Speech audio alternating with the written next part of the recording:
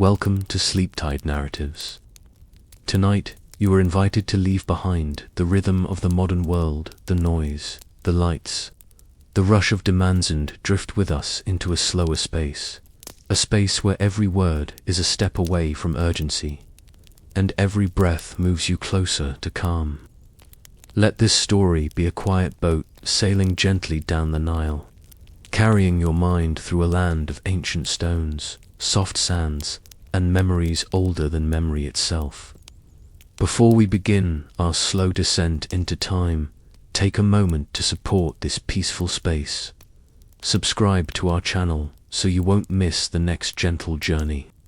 Like this video if it soothes you, share it with someone who needs rest tonight, and leave a comment to let us know where your thoughts began to fade into stillness. Your support allows us to keep crafting stories like this for tired hearts and wandering minds. Now, breathe again, slower this time. Let your shoulders drop just a little. Feel your eyelids grow heavier, not from exhaustion, but from a subtle invitation to surrender. We are going to Egypt, but not the Egypt of Hollywood, not the Egypt of chaos or clamor. This is an Egypt buried beneath sound, shaped by slow rivers and steady stones, where nothing rushes and everything waits. Imagine, if you will, a quiet desert at twilight.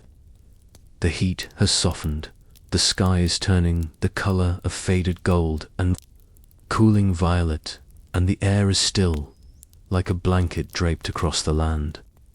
You are standing at the edge of the Nile, that ancient artery of life, the river that gave birth to one of the most remarkable civilizations the world has ever known, not with a crash, but with a trickle, not with a scream, but with a sigh. All around you, life moves slowly. A heron glides silently over the water, its wings barely brushing the air. In the distance, palm trees shift in the warm breeze, each leaf telling stories in rustles and sighs. Reeds sway at your feet, and a small wooden boat rocks gently beside a stone pier. There are no roads here, no engines, no lights, only the rhythm of the river and the hush of an ancient world preparing to speak in tones meant only for the still and the listening. Behind you, rising quietly from the sands, stand the pyramids, enormous, unbothered, unmoving. They do not shout their presence, they do not ask to be seen. They simply remain, as they have remained for millennia, waiting for the night to fall again and again, watching as the world changes and forgets and returns. These silent monuments are the gateway to everything we will explore tonight. But we will not explore with haste. We will not charge through history with bullet points and timelines. This is not a lesson. This is not a race to understanding. This is a gentle unfolding, a laying down of one stone after another, a quiet echo of a time when people believed eternity was something you could build from sand, water, and the dreams of the gods. The Nile, steady and slow, has always been the heart of Egypt. It is the mother of cities, the father of crops, the great artery of belief and ritual. Its waters have flowed through centuries, carving life into barren lands and carrying stories like silt to every shore. Before there were kings, there was the river. Before the gods had names, the Nile already moved, and the people who first gathered beside it did not come to conquer. They came to live in harmony with its rhythm, waking with the sun, planting with the flood, listening to the seasons like prayers. The story of ancient Egypt begins not with war, not with monuments, but with stillness, with people watching the stars, counting the days, noticing the patterns of water and sky, and writing them down with careful hands. They did not try to change the world, they tried to align with it, to live in balance. to become part of the divine geometry they saw in every sunrise and every flood.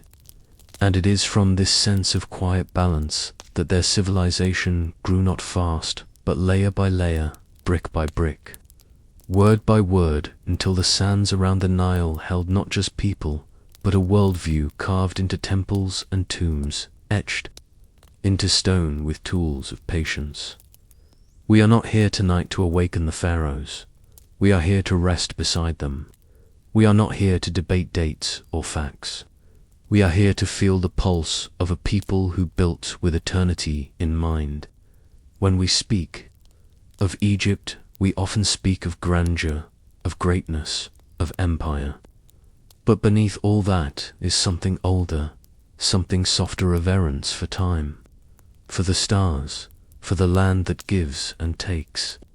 And tonight, we return to that place, to listen with more than ears, to see with more than eyes, to understand with more than knowledge. We return as guests, not tourists, as dreamers, not scholars.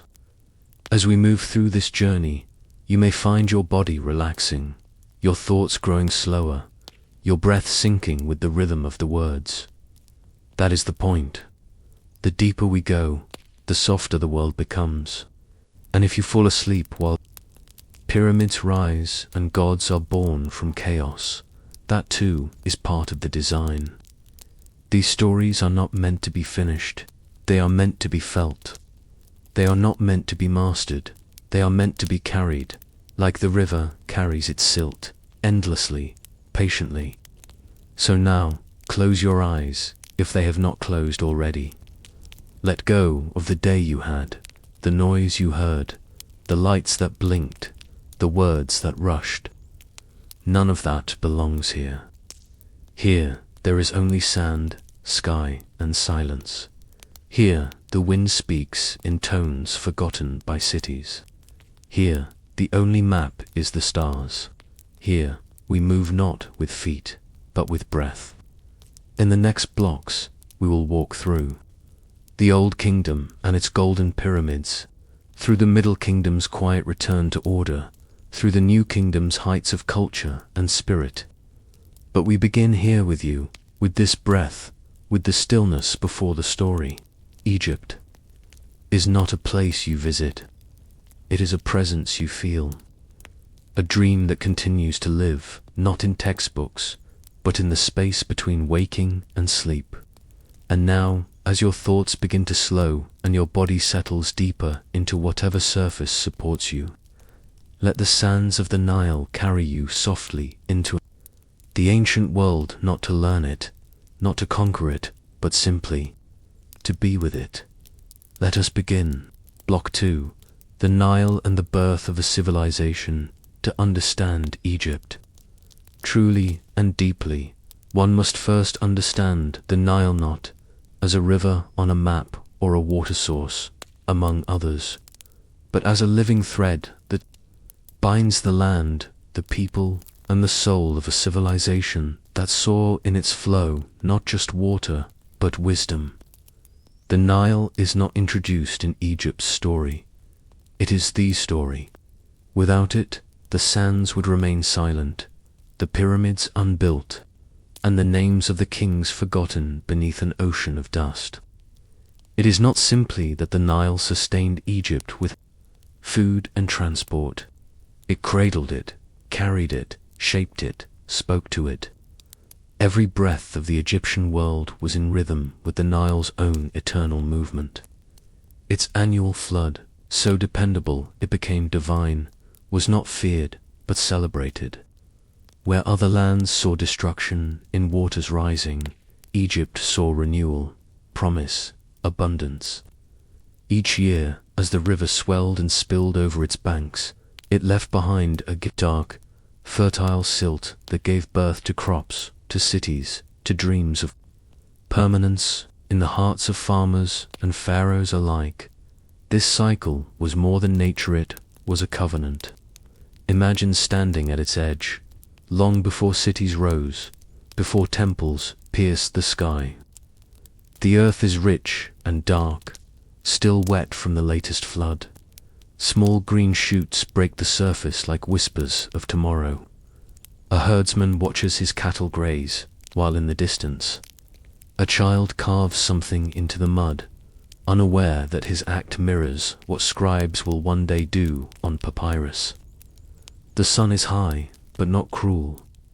The wind is warm, but not rushed. There is peace, Hera, quietness that comes not from emptiness, but from deep fullness, from a world in perfect balance. The earliest Egyptians were not builders of empire.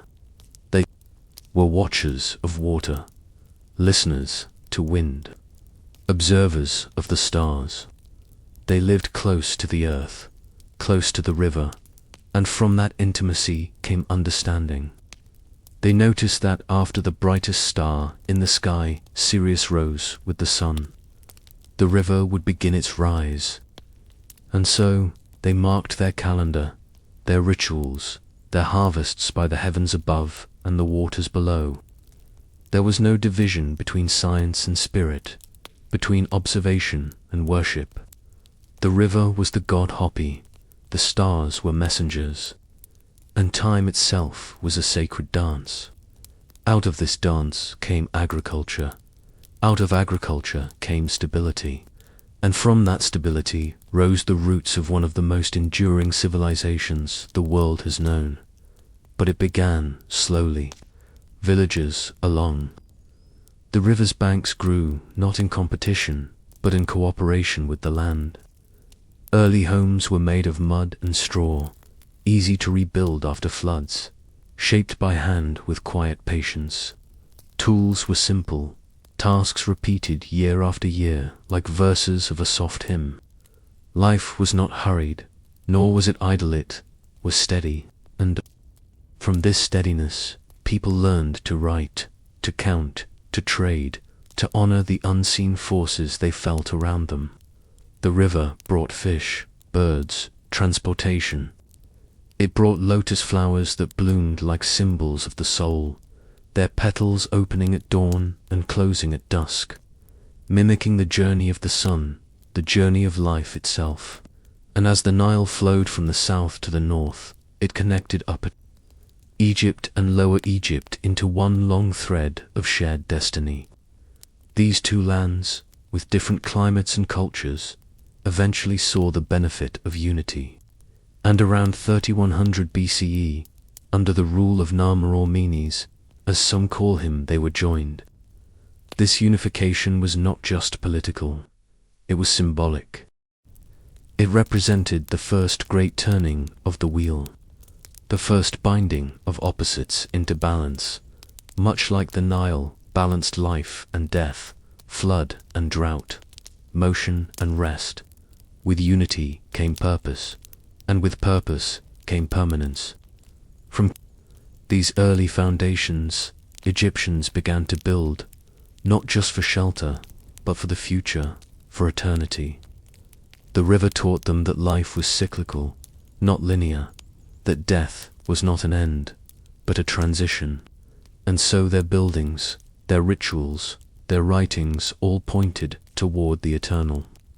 Not the fast, but the lasting. They planted trees, knowing they would shade the next generation. They carved names into stone so that memory would defy time. They mummified their dead, not out of fear, but out of hope that the journey beyond would mirror the journey here, peaceful, flowing, and full of light. Every year, when the waters receded, the people returned to the banks. They sowed seeds, sang songs, gave offerings, and trusted the rhythm would return, and it did. For thousands of years, the Nile kept its promise. Through dynasties, invasions, plagues, and prayers, the river remained a soft, steady heartbeat beneath the sands. The Nile was not just a giver of food. It was a highway for stone, for gold, for stories. Boats moved up and down its gentle current, carrying granite from the quarries of Aswan, cedarwood from distant Lebanon, and dreams from the minds of priests to the tombs of kings. Its banks held not just crops, but columns, not just fishermen, but philosophers.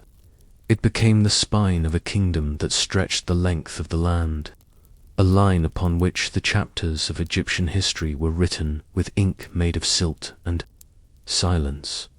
Even today, if you close your eyes and listen, you may still hear it. Not with your ears, but with something quieter, something inside. The Nile speaks, not in words, but in feelings, in warmth, in rhythm, in the comfort of repetition. It does not boast. It does not complain. It simply moves, as it always has, as it always will, carrying with it the essence of what Egypt once was, and somehow still is. And so we begin this journey beside the river, not to rush forward, but to remember that every great civilization starts not with ambition, but with stillness, not with conquest, but with connection. The Nile did not ask Egypt to conquer. It asked Egypt to listen, and Egypt did. Let your thoughts drift now, like lilies on the current. Let the details of this ancient world settle into your mind, not as facts, but as feelings. This is not the knowledge of textbooks. This is the wisdom of water, of soil, of sunlight filtered through palm leaves. This is the beginning of Egypt. This is the place where memory meets movement, where life rises with the flood and returns with the tide. Let it carry you gently, without resistance, without direction. Just float, as Egypt once did, toward the story still unfolding beyond the bend. Block 3, the Old Kingdom and the Age of the Pyramids, as the slow current of the Nile carried silt and time downstream. Something remarkable began to rise along its western banks, not with haste, not with suddenness, but with an unshakable intention that mirrored the river's own patience. The Old Kingdom, often called the Age of the Pyramids, did not burst into history like a flame. It unfolded like a sunrise, quiet and inevitable, each beam of light revealing another layer of ambition shaped by stillness and order. It was during this era that the vision of permanence took on a form so immense, so enduring, that it would come to define not only Egyptian identity, but the very idea of eternity in stone. To the modern eye, the pyramids are monuments, impressive and strange, but to the ancient Egyptians, they were not merely structures. They were prayers. They were maps to the afterlife. They were the embodied whispers of a people who believed that life did not end, it transformed. Let us drift back to around 2700 BCE, where this kingdom began to crystallize under the rule of the early dynasties. Life was stable, rhythms familiar, the floodwaters generous. In this time of peace and prosperity, a new kind of leadership emerged, one that saw not just the need to govern the living, but to guide the dead. Kings were no longer just rulers. They were gods in human form, vessels of divine will, mediators between earth and sky. The pharaoh was not loud, he was not wild, he was still, like the sun at its zenith, radiating authority in all directions without moving. And his tomb would reflect that stillness, magnified to a scale the world had never seen. The first step toward the pyramids was small, experimental, yet significant. A brilliant mind named Imhotep, serving under Pharaoh Djoser, conceived of a tomb not carved into the earth as tradition dictated, but built above it, layered stone by stone into a rising form. This became the step pyramid of Saqqara, gentle ascent toward the heavens, a staircase for the soul. It did not shout. It invited. It marked a turning point not only in architecture, but in consciousness. The Egyptians had discovered something, knew that with time, repetition, and reverence, one could build a vessel capable of touching eternity. And so began a tradition, not of innovation for its own sake, but of refinement, of sacred repetition. Each pharaoh that followed, Djoser added to this legacy, not by deviating wildly, but by building higher, straighter, smoother. The bent pyramid, the red pyramid, and finally, the great pyramids, at Giza culminations of centuries of practice, patience, and prayer. The most famous of them all, the Pyramid of Khufu, did not rise quickly. It was constructed over decades. Each block laid with care, each alignment calculated to mirror the heavens. More than 2 million stones, each a silent testament to the idea that greatness is not found in speed, but in the willingness to return, day after day, to the same sacred task. The pyramids were not built by slaves, whipped under a cruel sun, as once imagined, but by skilled laborers working in cycles, honored for their contributions, fed and housed with dignity. To build for a god was to earn favor with the divine. To labor beneath the rising walls of a pyramid was to touch something far larger than the self. There was harmony in the work, rhythm in the movement of stones, meaning in the alignment of shadows and stars. And surrounding the pyramids, the necropolises, the cities of the dead expanded like reflections of the living world. Tombs were carved with scenes of daily life, harvesting grain, fishing in the Nile, playing music, sharing food. In these images, we see not just belief, but desire. The Egyptians longed not for paradise in another realm, but for the continuation of the good they knew here. A boat, a loaf of bread, the laughter of a child, these were the treasures they wished to carry into the next life. Inside the tombs, hieroglyphs unfolded like sacred poetry, not just to tell stories, but to activate spells, to preserve names, to keep the spirit anchored in memory. Every symbol was intentional. Every wall was a quiet voice in the long silence of time, saying, I was here, I mattered, I continue. The dead did not vanish in Egypt. They became present in another way. They lingered, not as ghosts, but as honored souls given a new place in the eternal rhythm of the world. The architecture of the Old Kingdom reflects more than ambition, it reflects alignment. The pyramids at Giza are oriented with astonishing precision, aligned to the cardinal points, connected to celestial phenomena, integrated into a cosmology where everything had its place. To be out of balance was to invite chaos. To live in balance was to invite peace, in this life and beyond. And so, the pyramid became more than a tomb. It became a symbol of order, of the path from earth to sky, from flesh to spirit. Its wide base represented the grounded life, full of labor, food, family, and sun. Its narrow peak pointed to the soul's ascent, guided by Ra, the sun god, across the heavens. It was a still mountain, unmoving yet alive, touched by wind and shadow, seen from miles away, eternal against the changing light. Life in the Old Kingdom reflected this same sense of sacred geometry. Farmers planted in grids aligned with irrigation canals.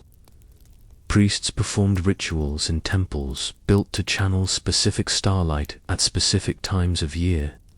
Artisans carved statues that gazed forever forward, embodying ideal stillness.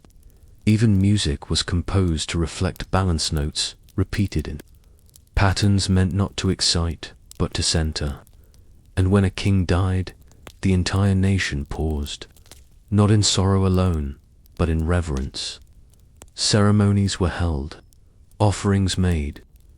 The embalming process began not as a cold science, but as a gentle art, each step a prayer, each wrapping a blessing. The body was prepared not to be discarded, but to be transformed, preserved, elevated. The tomb awaited not as a grave, but as a new house, richly decorated, stocked with goods, and illuminated with sacred texts. The journey to the afterlife was not one of fear, it was one of return, guided by the stars, protected by gods, greeted by ancestors. This was the vision of the Old Kingdom, a time when Egypt stood firm like the pyramids themselves, rooted in belief, elevated by devotion, shaped by the slow hands of time. It was not a golden age of conquest, but of creation. It was not loud, but enduring.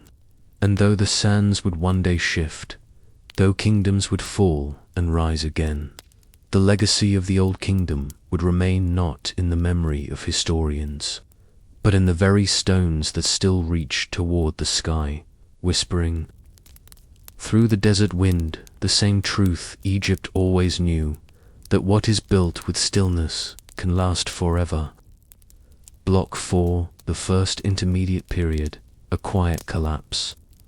There are moments in history when the grandeur of a civilization begins to dim, not with fire or explosion, but like a candle that flickers and fades, leaving behind the scent of what once was and the soft echo of what might never be again.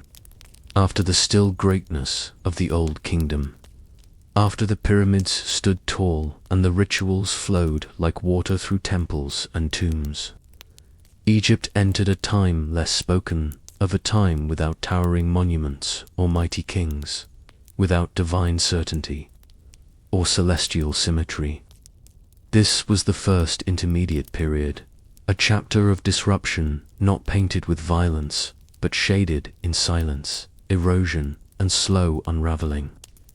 It was a quiet collapse, gentle in its unfolding, like the slow shifting of sand that reshapes the dunes unnoticed. And yet, within its hush, there are lessons, there is meaning, there is movement beneath the surface. Even stillness, when shaken, teaches. As the Sixth Dynasty drew to a close, Egypt was no longer one voice under one god-king, but many whispers. Scattered across the land, the central power of the pharaoh weakened, not because of sudden rebellion, but because the river cycle changed. The Nile's dependable floods grew erratic.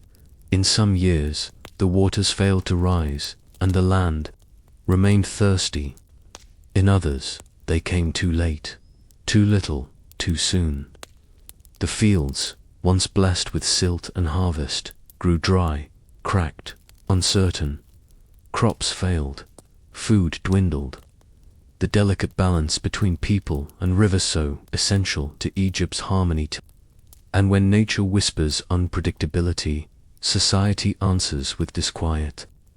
Local governors, once content to serve under the pharaoh's umbrella of divinity, began to rule as kings in their own regions. Nomarchs, as they were called, no longer deferred to Memphis, the old capital. Instead, they built their own centers of power, their own networks, their own tombs. What had once been one Egypt now became many. Unity frayed into regionalism, not with loud declarations, but through the slow erosion of trust and stability. But even this collapse was calm. There were no grand battles etched into temple walls, no invaders setting cities to flame. The people did not scream, they adjusted. They planted what they could, traded with neighbors, watched the sky for signs. They wrote laments, not shouts. One such poem, The Admonitions of Ipwa, tells of a land where the poor wore fine linen and the rich went hungry, where order had been reversed and balance lost its footing. It speaks not of chaos in the streets, but of imbalance in the soul of the nation, of confusion and inversion, of a people searching for their reflection in waters that no longer flowed true. And yet, even in this dimness, life continued. Families gathered by firelight, children learned the old songs, priests still chanted in broken temples. The gods were not abandoned, they were questioned, reimagined, petitioned with new urgency. In times of certainty, people honor the gods with protocol. In times of doubt, they cry to the heavens in raw sincerity. This period birthed new prayers, new rituals, a deeper hunger for meaning beyond stone. Without the grand projects of centralized kingship, art became more local, more personal. Tombs in provincial regions bore unique styles, new symbols, humble beauty. Individual voices began to rise, where once only the divine voice of the pharaoh echoed. It was a democratization of death, a spiritual decentralization. The afterlife was no longer reserved for kings, it was a possibility for all who could afford the rites. The coffin texts, written in this era, expanded funerary spells to the common people, granting broader access to the journey beyond. Even in decline, Egypt evolved, and while Upper and Lower Egypt drifted apart politically, their people remained children of the river. The Nile still connected them, even as borders emerged in the mind. Trade still flowed, even as loyalty shifted. Memory lingered. The pyramids still stood on the horizon, unmoved by the politics unraveling beneath them. They served as silent reminders of what had been, and perhaps what could be again. The first intermediate period, then, is not a gap. It is not an absence. It is a breath, a pause. A moment when Egypt, once so sure of itself, had to listen against to the river, to the land, to the stars, and to the human heart. And perhaps, in that silence, there was something sacred. Perhaps in the stillness of collapse, the seeds of renewal were quietly planted, waiting for the next season, the next ruler, the next flood to bring them forth. There is wisdom in understanding that even the most enduring empires have seasons of softness. That decline is not always disaster. It can be rest, reflection, reorientation. Egypt, in this era, did not disappear. It whispered, reshaped, and survived. And when the time was right, when a family from the south, the 11th dynasty rose from Thebes with vision and strength, the pieces began to come back together. Slowly, gently, as Egypt always moved, the land found its rhythm again. The Nile, once erratic, returned to its cycle. The gods were called by new names, but they answered. The temples were rebuilt. Order, after drifting through shadow, returned to its place beside light. And so, the first intermediate period fades not into oblivion, but into memory. It teaches us that even greatness can slumber, that silence is not the enemy of history, but its breath between chapters. The pyramids endured, the river endured, and in the heart of the people, Egypt endured not as a perfect machine of power, but as a living, breathing civilization that knew how to sleep, how to wake, and how to begin again. Block 5. The Middle Kingdom order restored after years of division. Silence and searching, the Egyptian soul scattered like sand along the riverbanks began to remember itself. Not in haste, not in clamor, but with the soft return of rhythm, the reweaving of names, laws, rituals, and trust. From the southern city of Thebes, where old gods waited patiently in the shadows of forgotten temples, a dynasty rose not with thunder, but with promise. The 11th dynasty was not crowned in glory, but in quiet resolve, as if the land itself had chosen to breathe again. Mentuhotep II emerged not only as a king, but as a healer of fractures, a weaver of broken threads, a human bridge between a sacred past and a waiting future. His reign marked the end of the first intermediate period, But more importantly, it announced the beginning of something steadier. A middle kingdom not obsessed with surpassing old glories, but with restoring the sacred order that once guided a people and their gods in peaceful tandem. As Mentuhotep brought both Upper and Lower Egypt under his hand, the Nile seemed to respond, flowing with new assurance. The floods returned to their patterns. The fields responded with green. Temples, once abandoned, opened their doors to smoke and chant. But the memory of division lingered, and from that memory came wisdom. The kings of this new era would not rule with the distant authority of divine perfection, but with attentiveness, strategy, and care. They knew that power, once broken, could not be wielded in the same way. It had to be cradled, respected, and shared with nuance. They reimagined the pharaoh, not less divine, but more present, more active, more invested in the daily breath of the people. When the 12th dynasty took root under Amenhotep I, the vision sharpened. He moved the capital northward to a site whose name is lost, yet whose intention is felt in every policy and project of his rule. Balance, centrality, structure. Amenhotep was both ruler and reformer. He reorganized the administration, clearly defined the provinces, and delegated with discipline. He did not merely inherit the kingdom, he shaped it. His co-regency with his son, Senuseret I, was not a surrender of power, but a strategy of continuity. Together, they ruled not with spectacle, but with planning, foresight, and quiet resilience. Under their guidance, Egypt did not erupt into expansion, it matured into clarity. The borders were fortified with elegant precision. Fortresses were not built with desperation, but with care, extending Egypt's breadth into Nubia and the Sinai. These were not empires of domination. They were arteries of connection, through which flowed not armies, but trade, diplomacy, and ritual.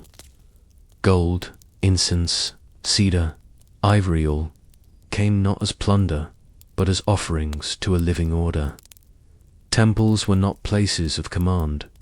They were bridges between worlds. In Karnak, in Lisht, in the hills of Beni Hazen, architecture returned not to impress, but to align to mirror the harmony the rulers sought to restore. This era was not loud, but it was luminous. The soul of the people expressed itself with elegance and restraint. In art, we see kings not as idealized statues frozen in godlike pose, but as thoughtful figures, downcast, faces lined with care. They do not seem to demand worship. They seem to carry burdens. Sculptors carved not just bodies, but emotion, quiet sorrow, enduring strength, humility before the eternal. These were not kings of spectacle. They were fathers of their land. And among the people, culture bloomed like papyrus in fresh water. Literature found its voice. The tale of Sinar spoke not of war, but of exile, return, and the ache of belonging. The instructions of Amenhotep warned of betrayal, of mortality, of the illusions of power. These were not declarations, they were meditations. Wisdom was not thundered, it was whispered, passed from teacher to student, from scroll to soul. Scribes became sacred figures, their tools instruments of preservation. Ink, red, parchment, these were the vessels of memory, just as temples were the vessels of devotion. The spiritual world, too, widened, no longer confined to the king and the elite. The promise of the afterlife extended to those who lived well, who spoke truth, who honored order. The coffin texts appeared in wooden sarcophagi of middle-class Egyptians, echoing the Great Pyramid. Texts of earlier kings, but now adapted, personalized, democratized. Death was not the end. It was a long journey guided by spells, protected by names, lit by belief. The soul passed through dangers, faced judgments, crossed lakes of fire and fields of reeds, and if it proved just, it was welcomed home. Home not as palace or pyramid, but as harmony with the eternal. And through all of this, the Nile continued to flow, bearing witness. It watched as canals were carved, linking reservoirs to villages, feeding the land not with wealth, but with steadiness. It saw boats glide silently past fortress and field, carrying goods, songs, thoughts. It mirrored the sky, reminding the people that heaven was not above or after, it was here, if one lived rightly. The river had no politics. It served kings and peasants alike, reminding all of the shared source, the common thread, the sacred middle path. The Middle Kingdom knew the fragility of balance. It did not take peace for granted. Its beauty was in its restraint. It dared not imitate the scale of the pyramids, for it understood that some greatness lies not in height, but in depth.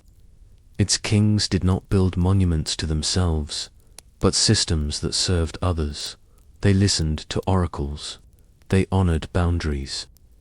They ruled not as gods beyond reach, but as men seeking harmony. And when their time came, they returned to the earth not with empires of gold, but with prayers carved in cedar, with offerings of bread and linen, with statues of family and song. Their tombs whispered, not shouted. Their legacy was not dominance, was balance restored. And so, the Middle Kingdom passed like a soft season, leaving behind no cataclysm, no conquest, no catastrophe. Only a memory of peace, of wisdom, of what happens when a people choose to remember their rhythm. The names of its kings may not echo with the same force as those who came after, but their presence remains in every balanced line, in every measured word, in every field still watered by the Nile. They remind us that greatness is not always expansion. Sometimes greatness is return. Sometimes it is the quiet mending of broken things. Sometimes it is the choice to build not in stone alone, but in trust, in knowledge, in stillness. And Egypt, in this season, chose exactly that. Block 6, the second intermediate period.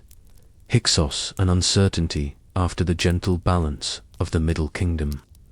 After the careful stitching of Egypt's fractured past into a garment of restored peace, something in the current began to shift, not all at once, not in a loud collapse, but like a thread slowly unraveling from the edge of a finely woven cloth. What had been steady became strained. What had flowed with harmony began to move with hesitation. The Middle Kingdom had brought order, but it was a fragile order, born from memory and hope, not yet armored against the slow pull of time, ambition, and outside winds. As the 12th dynasty aged, its kings grew weaker, its vision dimmer, and the land once again felt the tremors of imbalance, not in earthquakes, but in small separations, subtle uncertainties, quiet cracks forming in the foundation of unity. And so Egypt entered the second intermediate period, not as a nation at war, but as a civilization learning once more how icily silence can turn to dissonance when vigilance fades. The final rulers of the Middle Kingdom, especially the later kings of the 13th dynasty, held the crown, but not the center. Their authority waned as regional powers began to reassert themselves, as governors became rulers in all but name, as lines of succession twisted and turned through uncertainty and dispute. Over 100 kings are said to have ruled during this time, many of them short-lived, their names lost to dust, their reigns marked not by what they built, but by how little they could hold. Egypt, though still rich in memory, was becoming fragmented in practice. Its voice, once unified and rhythmic, began to sound more like murmurs in a distant hall, way recognizable, but no longer whole. And from beyond the eastern delta, from the lands of Canaan and Syria, came a people unlike any Egypt had known before. They did not arrive with armies at first, but as settlers, merchants, workers. They came in peace, but they brought something. Foreign tools, words, gods, customs. Over time, their numbers grew. Their presence, once tolerated, became significant. And when the central power of Egypt weakened, they stepped into the void, not by force, but by opportunity. These were the Hyksos, foreign rulers, whose origins are still debated, whose names echo with mystery, whose presence would forever alter the course of Egyptian thought. The Hyksos established themselves in the northern delta at Avaris, where trade routes met and where the soil was fertile with both crops and ideas. They did not seek to destroy Egypt. They adopted its language, its customs, its gods. But they brought new technologies, horse-drawn chariots, bronze weapons, new forms of fortification. They brought change, and to a land that valued eternal repetition, even peaceful change felt like disruption. The Hyksos did not claim the entire Nile Valley, but their influence stretched far, unsettling the traditional order. For the first time in recorded memory, Egypt was ruled in part by those not born of the Nile. Too many Egyptians. This was not just a political shift, it was a spiritual wound. The pharaoh was more than King Hay, was a symbol of cosmic balance, a guardian of Ma'at, the divine order. To have a foreign ruler sit on the throne, even in the north, felt like a disturbance in the sacred pattern of the world. Temples still functioned. Fields were still harvested. The sun still rose over the eastern hills. But the sense of unity between heaven and earth, king and people, had fractured. And yet, Egypt did not fall. It endured. In the south, at Thebes, a parallel dynasty emerged into Egyptian kings who still claimed divine right, who still performed rituals, who still believed in restoration. These southern rulers did not openly challenge the Hyksos at first. They waited, they rebuilt, they watched the patterns of time with the patience learned from centuries of watching the Nile. Meanwhile, the land remained divided, not by fire or conquest, but by disconnection. Northern Egypt, under Hyksos influence, grew more cosmopolitan, more open to foreign ideas. Southern Egypt, under the Theban kings, grew more introspective, more devoted to ancestral purity. Between them lay not battlefields, but a quiet tensioner waiting. The period was not marked by constant war. It was marked by uncertainty, by difference, by the quiet sense that something essential had slipped just beyond reach. And yet, life continued. People planted, prayed, built. Priests lit incense. Mothers sang to their children. The Nile flowed, indifferent to dynasties. It is in times like these that the soul of a civilization is tested, not in the face of invasion or famine, but in the face of ambiguity. The second intermediate period asked Egypt a question. What remains when the names change, when the rituals are mimicked by outsiders, when power drifts from its sacred center? And Egypt, though divided, did not forget itself. In tombs of the south, scenes still showed the weighing of the heart. In songs and scrolls, the old gods were still named. The people remembered, and in that memory, a seed of restoration began to grow. The Hyksos were not cruel. They ruled pragmatically. They respected the traditions they encountered. but their presence awakened in Egypt a deep resolve, a desire not for revenge, but for return, for the recentering of spirit, for the revival of identity, for the rebalancing of Mat. Slowly, this resolve took shape in the Theban royal house. Kings like Seqenin, Dao and Komos began to push north, not with fury, but with focus. Their campaigns were not explosions of violence, but movements of principle. They saw the Hyksos not as demons, but as a shadow over a forgotten sun, and so they moved to lift it, and in time that lifting would come. But for now, we linger in this space of uncertainty, space where the past is remembered and the future is imagined, but the present remains clouded.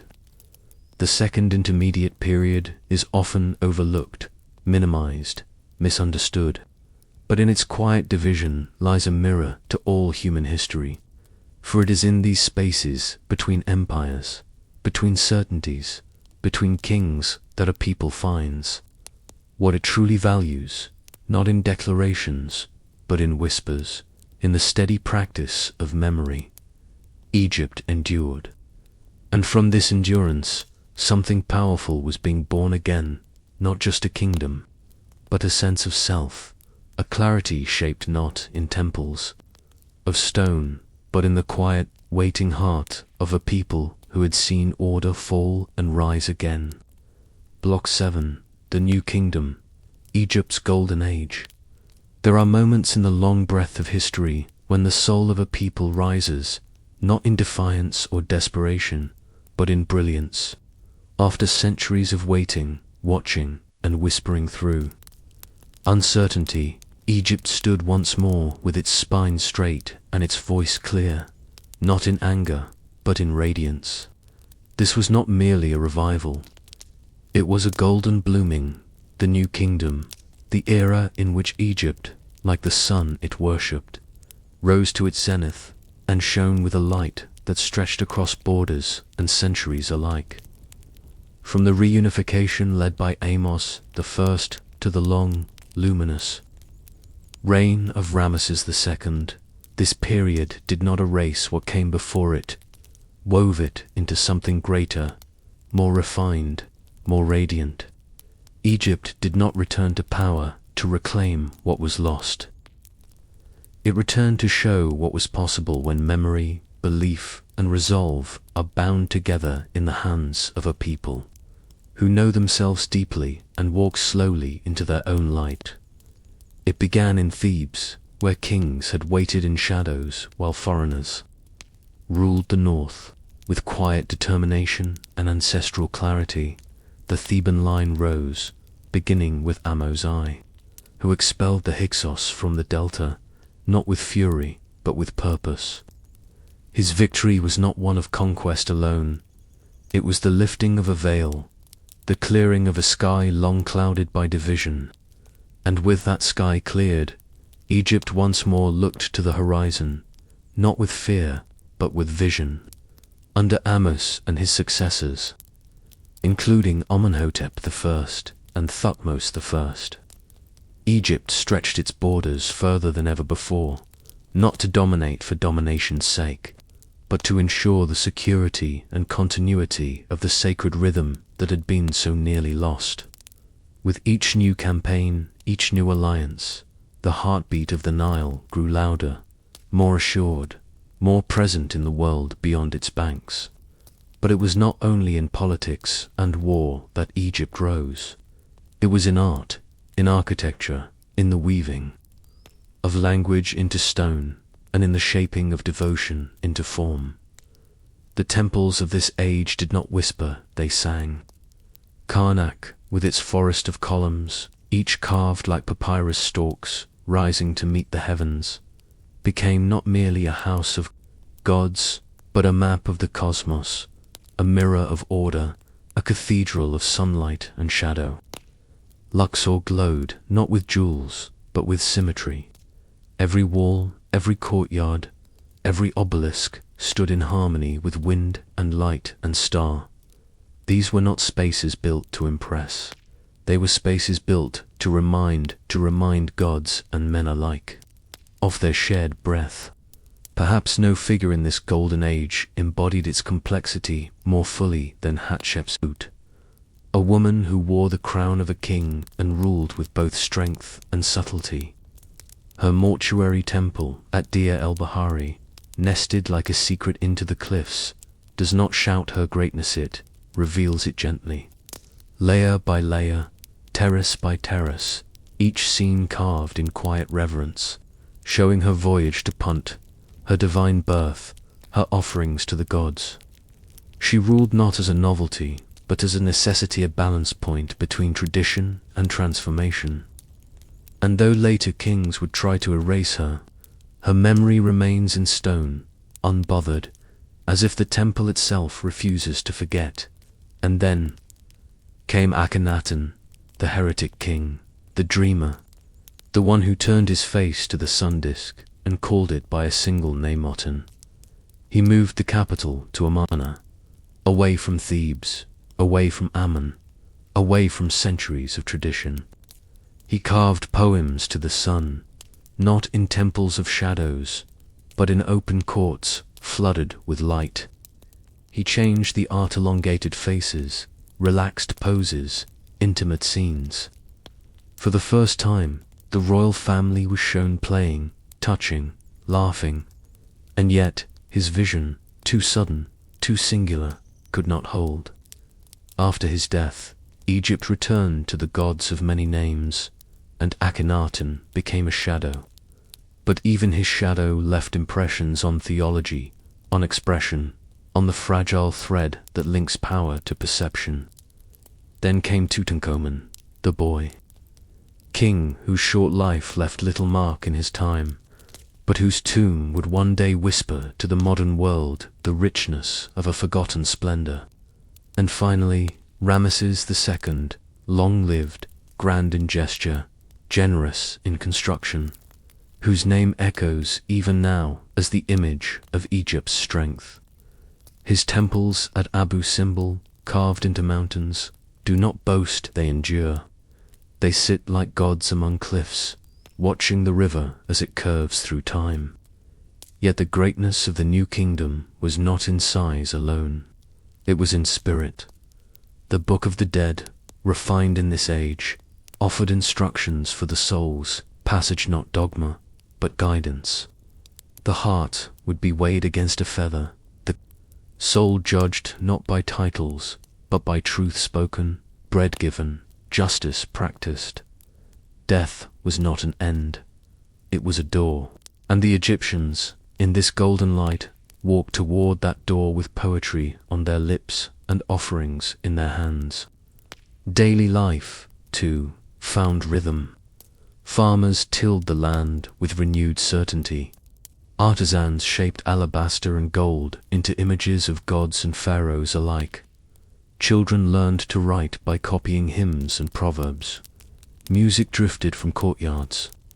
Incense curled in sacred halls. Life was not only endured, was celebrated. The festivals of Opet and the beautiful feast of the valley brought joy, processions, song. The living honored the dead, and the dead, in turn, blessed the living. It was a cycle, not of sorrow, but of presence. And yet, beneath this golden surface, the same river flowed, the same Nile that had watched kings rise and fall, temples built and forgotten, prayers spoken and silenced. It flowed not with favor or judgment, but with patience. Even the new kingdom, for all its brilliance, would one day pass. But while it lived, it did so with a fullness rarely seen as civilization. In bloom, aware of its roots, its gods, its people, and its place in the great, slow music of time. This was Egypt at its brightest, not loud, but luminous, not restless, but resolved, not conquering the world, but revealing itself to it, and the light it cast still lingers. Block 8, the decline, foreign invasions and fading glory. Even the brightest sun eventually begins to set, not in shame or haste, but in quiet inevitability. So too, the new kingdom, with its towering temples and golden echoes, began to dim not with a single moment of fall, but through a sequence of subtle shifts, slow unravelings, and soft surrenders that whispered the truth no civilization wishes to hear, that permanence, even for gods and kings, exists only in memory and stone. Egypt, which had once ruled with serenity from the first cataract to the Levant, found its borders fraying like cloth worn at the edges, its confidence fading like paint on tomb walls exposed to years of sand and breath. The decline was not dramatic. At first, it came as erosion does grain by grain, decision by decision, dynasty by dynasty, till the structure that had once seemed eternal began to feel hollow in its foundations, and foreign winds began to blow through once sacred halls. After the long reign of Ramesses II, who had stood like a monument of flesh amidst the stones he raised, the power of the pharaohs waned. His successors, though numerous, could not sustain the balance he had upheld. The central government grew weak. The priesthood of Ammon in Thebes amassed wealth and influence, and the kingship, once the still heart of Egypt's cosmic rhythm, began to pulse unevenly, pulled between old powers and new uncertainties. The people still prayed, still harvested, still believed, but the clarity of Marat, the divine order, began to blur, and in the blurring, cracks appeared. Cracks into which foreign voices began to speak. The sea peoples, mysterious and restless, emerged from the Mediterranean with forces that disrupted more than Egypt. They shook the very stability of the ancient Near East. Egypt resisted, notably under Ramesses III, who pushed them back with resolve and strength. But the victory was costly, and beneath the triumph, a deeper vulnerability took root. Internal strife followed. Assassinations, economic strain, famine, corruption. The grandeur remained in form, but not in substance. Temples still stood. Rituals continued, but something invisible, the cohesion, the clarity, the quiet confidence, had begun to unravel. As dynasties shifted, fragmented, and fell into one another, new powers looked to Egypt not with reverence, but with ambition. From the west, from Libya, new leaders emerged, some of them former mercenaries who had once served Egyptian kings, now rising with their own claims, their own crowns. The Libyan pharaohs of the 22nd dynasty ruled not as invaders, but as hybrids, part Egyptian in dress and devotion, but carrying foreign roots in their speech and blood. The boundaries of identity grew porous. Egypt, long the mirror of itself, began to reflect others. And then came the Cushites from the south, descendants of a Nubian land once ruled by Egyptian kings, now returning with their own strength, their own vision of what Egypt had once been. They did not seek to destroy Egypt, they sought to restore it. The Cushite kings of the 25th dynasty built temples in the old style, invoked the names of ancient gods, worshipped in Thebes, and called themselves restorers. For a time they rekindled a flame, not as conquerors, but as keepers of memory. Yet their reign, too, would face challenge. From the east came the Assyrians, powerful and relentless, their empire vast and brutal.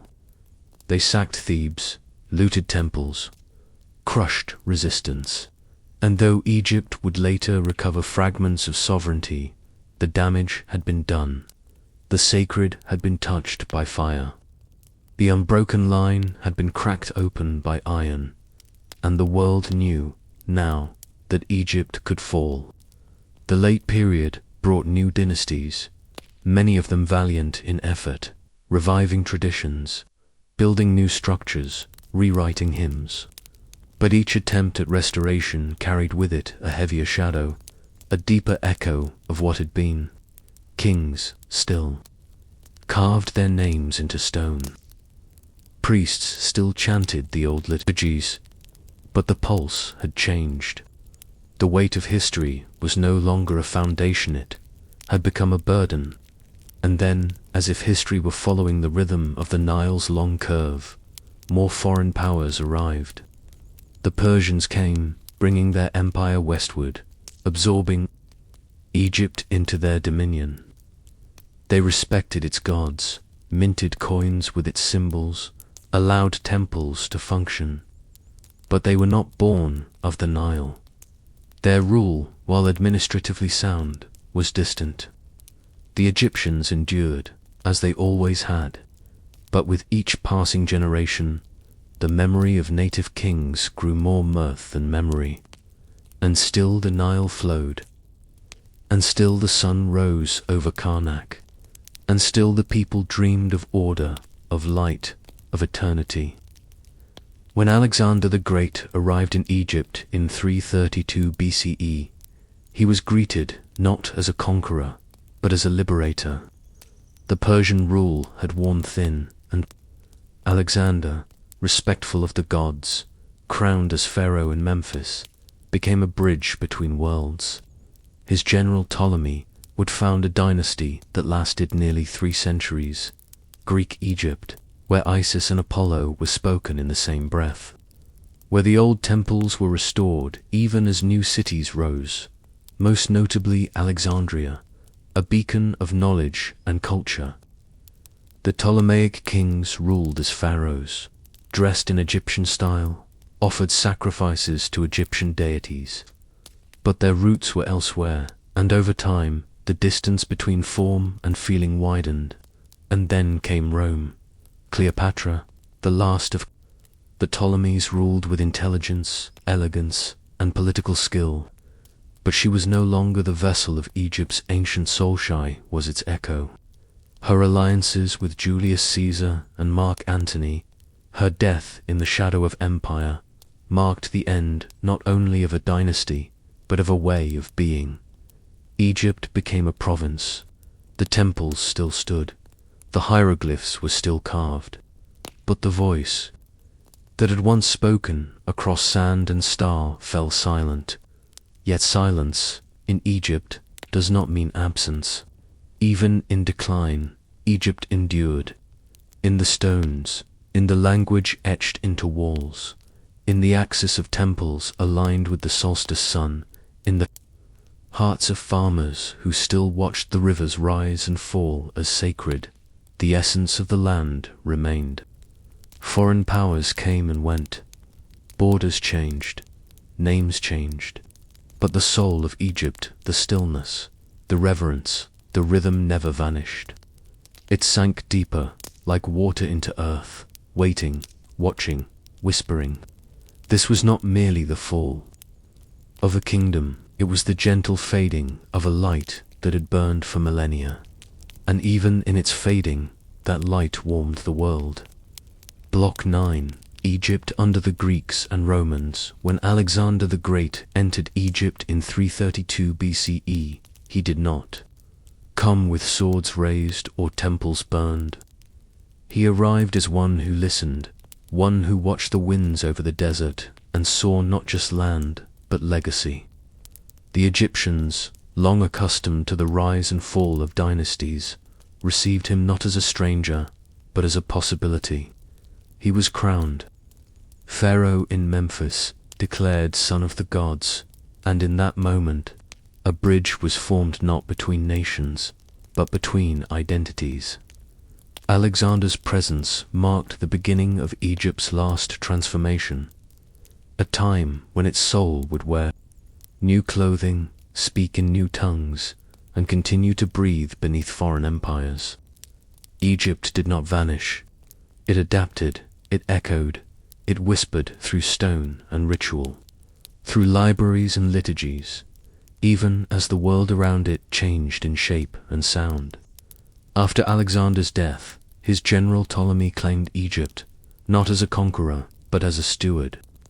He established the Ptolemaic dynasty, a line of Macedonian Greeks who ruled as pharaohs for nearly 3 centuries. They built palaces and temples. They minted coins with the faces of gods, both Egyptian and Hellenistic. They honored the Nile. They kept the rituals. They allowed the priests to chant the old words before altars still warm with offering smoke. But the Ptolemies also brought something newer: cosmopolitan vision.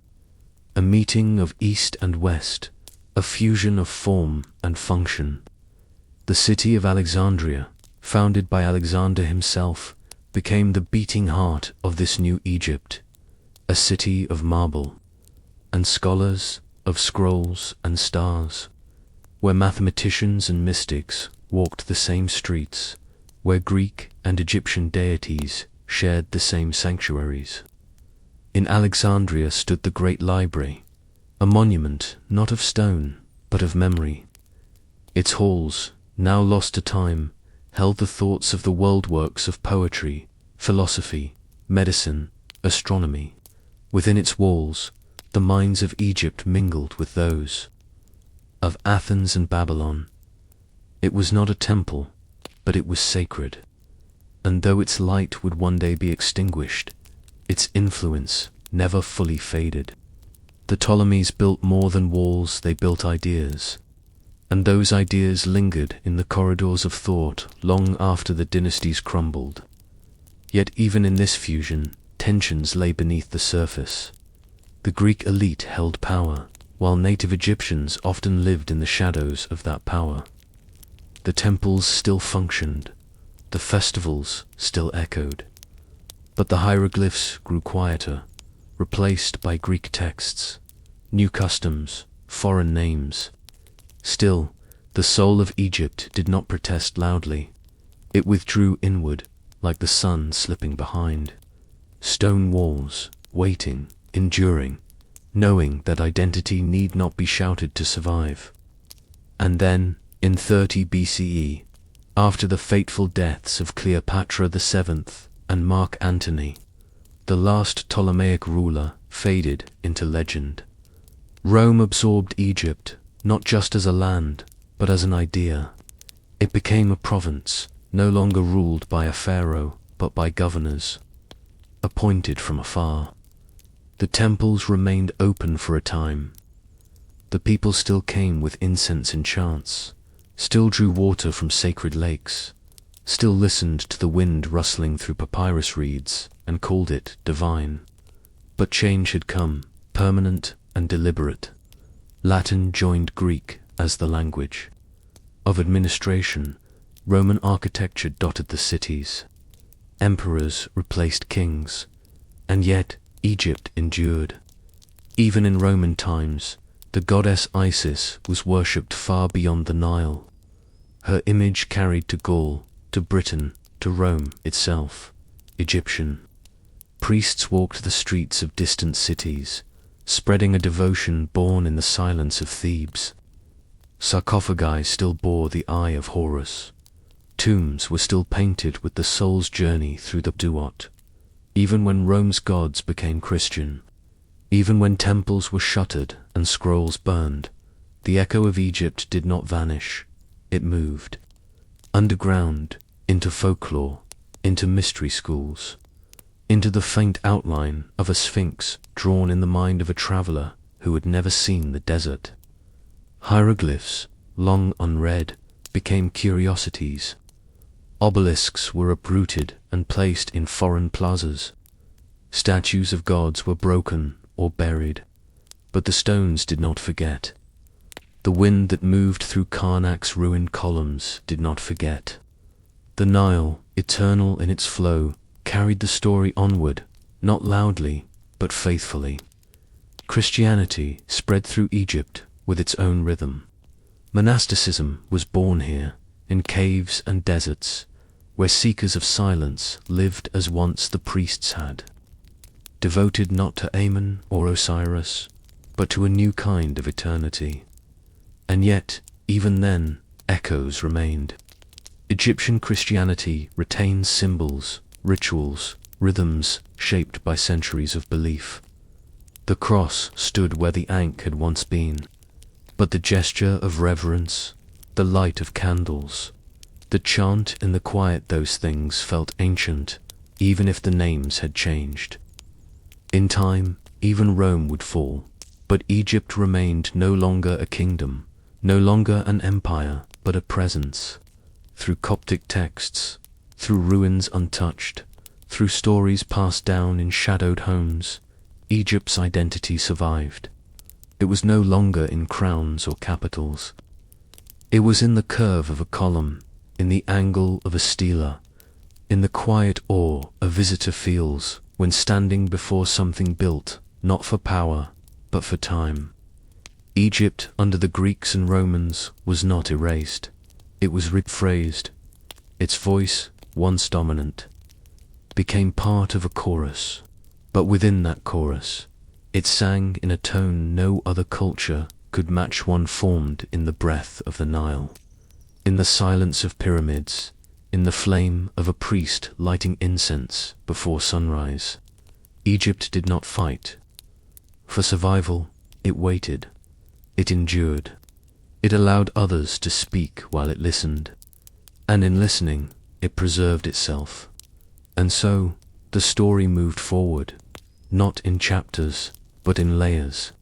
Each empire left its mark, each ruler carved their name, but Egypt remained, not just in sand and stone, but in memory, in the dream of something eternal. Block 10.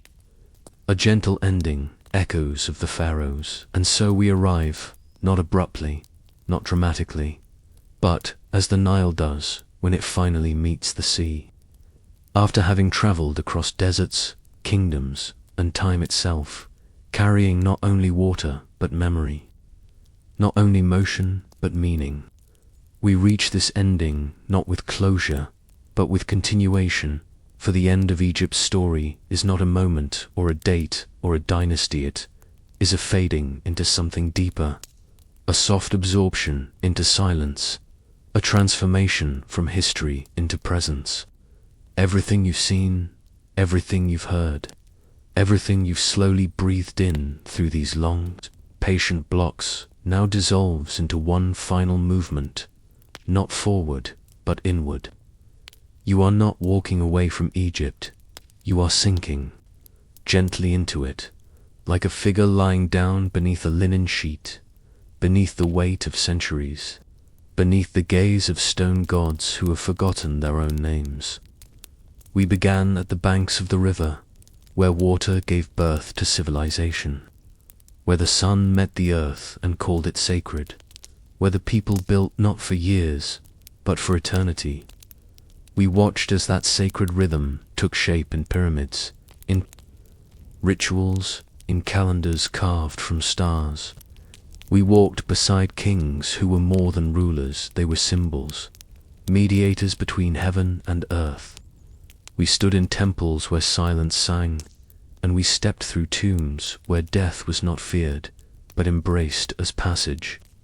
We drifted through golden ages, through collapses that whispered instead of screamed, through rebirths that rose slowly, like the sun itself. We did not hurry, because Egypt never hurried. And now, with every breath you take in this moment, you carry all of it not as information, but as impression. You are no longer a listener of Egypt's story. You are part of its continuation. Let yourself feel, not think. Let your mind dissolve into the image of a single grain of sand, one that once clung to the foot of a builder lifting a limestone block into place, or settled onto the page of a scribe inscribing the name of a forgotten god, or drifted into the air as incense rose in a darkened chamber where priests called out to the stars. That grain of sand is where we are now, still, present, timeless. Egypt does not need to be spoken to exist. It hums in silence. And now you, too, can hum with it, not out loud, but in the calm rhythm of your breath, in the long exhale that finally lets go. Even in its decline, Egypt did not vanish. It transformed. When foreign kings ruled its lands, when its gods were translated into new languages, when its temples were abandoned or repurposed, Egypt did not diet, simply stepped sideways into another form. It became mystery. It became myth. It became echo. And that echo was not lost, traveled, hidden. In architecture, in art, in scripture, in the very way we imagine what it means to be eternal. Even now, when we say the word Egypt, something ancient stirs behind the ribs. Something remembers. And so, as you lie there, eyes heavy, limbs relaxed, drifting between awareness and dreaming, imagine the Sphinx. Not as a monument to decipher, but as a guardian of your rest. Its gaze, fixed on the horizon, is not watching for enemies. It is watching for morning. It is reminding you that after night, there is always light. Imagine the pyramids, not as tombs, but as mountains of thought, holding the memories of a people who believed in something bigger than themselves. Imagine the Nile, not as a river in a faraway land, but as a current flowing through your own mind, carrying you slowly into sleep. This is your final invitation, to surrender, to fall, to enter into the deepest stillness where Egypt continues, not in sound, but in presence. And if this story, this voice, this rhythm carried you even one step closer to rest, then I ask nothing more than that you gently support what we are building together. Like the stones of a pyramid, each gesture adds weight and shape to something meant to endure. So, if this soothed your heart or calmed your thoughts, click the like button as a sign that the story reached you. Share it with someone who needs to slow down. Leave a comment, Evan. One word to let us know the river passed through you. And subscribe to Sleep-Tide Narratives, where every night we return to the forgotten places, the quiet places, the sacred places where history sleeps and where you are always welcome. Now, you may let go of everything else. Let go of the names of kings, of the lineages and battles and gods. Let go of timelines and facts. Let go of the need to remember anything at all. What matters has already reached you. It is not held in memory, it is felt in stillness. What remains is warmth. What remains is weightlessness. What remains is the gentle quiet in your chest as your breathing slows and your body surrenders to the ancient sleep that watched over Egypt for thousands of years. Perhaps tonight you will dream of dunes lit by stars. Perhaps you will walk slowly through a temple where every column tells a story and every shadow hides a hymn. Perhaps you will find yourself at the river's edge again, hearing nothing but frogs and wind. And you will know without knowing that you've been here before. Not in life, not in history, but in the soul's imagination, where Egypt truly lives. Sleep now, and may the echoes of the pharaohs guard your rest.